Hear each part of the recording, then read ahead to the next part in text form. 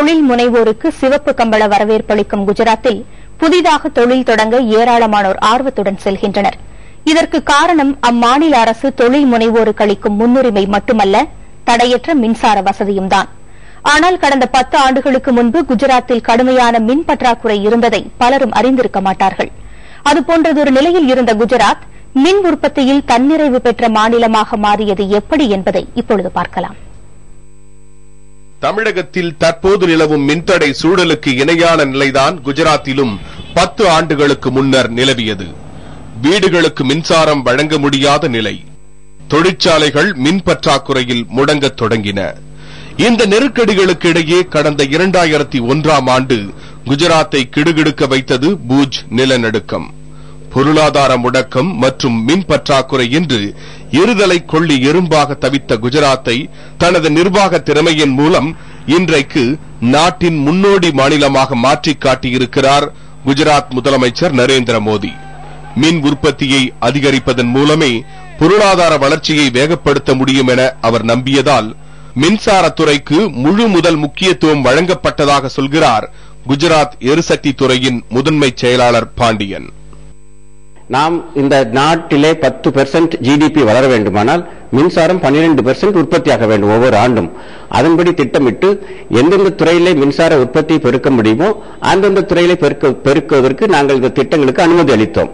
முதலாவதாக அரசு துறையிலே எவ்வளவு மின்சார உற்பத்தியை கூட்டலாம் என்று தீர்மானித்தோம். அதன்படி அரசுகிட்ட பணம் இல்லை என்றால் தனியார் துறை மூலமாக எவ்வளவு மின்சாரம் வாங்கலாம் என்று நாங்கள் தீர்மானித்தோம். இப்படி திட்டம் போட்டு 5000 மெகாவாட் உற்பத்தி செய்து கொண்டிருந்தோம் 10 ஆண்டுகளுக்கு முன்பாக.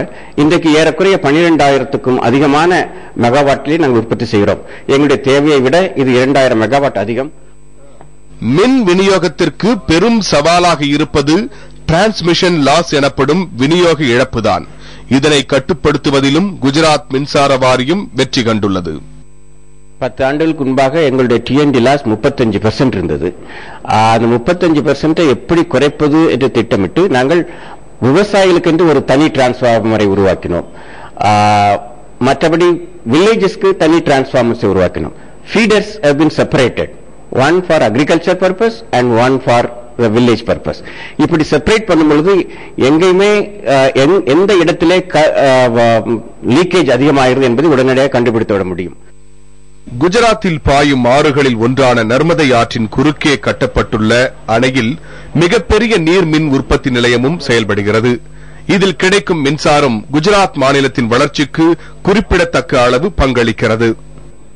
இந்தியாவில் இருக்கிற மிகப்பெரிய அணைக்கட்டுகள் ஒன்றான நர்மதா அணைக்கட்டு நம்ம பின்பக்கத்தில் இப்ப நம்ம பார்த்துட்டு இருக்கிறது. இந்த அணைக்கட்டிலிருந்து வெளியேற நீர் மூலமா நீர் மின் நிலையங்கள் அமைக்கப்பட்டு இதிலிருந்து கிட்டத்தட்ட 1400 மெகாவாட் நிறுவுதிறன் கொண்ட பெரிய நீர் மின் நிலையங்கள் அமைக்கப்பட்டு அது முற்றிலுமாக மின்சாரம் தயாரிக்கப்படுவதாக சொல்லப்படுது. அது மட்டும் இல்லாம இதிலிருந்து வெளியேற உபரி நீர் மூலமா அந்த கால்வாய்கள் மேல் அமைக்கப்பட்டிருக்கிற சோலார் தகடுகளிலிருந்து சூரிய ஒளி மின்சாரமா கிட்டத்தட்ட 200 மெகாவாட் வரை உற்பத்தி செய்யப்படுறதா சொல்லப்படுது.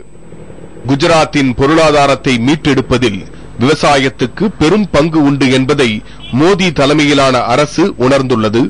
இதன் காரணமாகவே விவசாயிகளுக்கு தடையற்ற மின்சாரத்தை வழங்க வேண்டும் என்று உறுதியாக இருக்கிறது. ஒரு விவசாயி சாதாரணமாக அவருடைய நிலத்தில் உள்ள கிணற்றிலிருந்து 8 மணி நேரத்துக்கு மேலாக பம்ப் செட்டை ஓட்ட மாட்டார். ஆகையினால் 8 மணி நேரம் மாத்திரம் quality power, uninterrupted power without any shrinkage in the voltage கொடுத்தோமானால் அவர் மிகுந்த சந்தோஷம் அடைவார் என்று நினைத்து மின்சாரத்துக்கு விவசாயிகளுக்கு என்று ஒரு தனியான ஃபீடரை நாங்கள் உருவாக்கினோம்.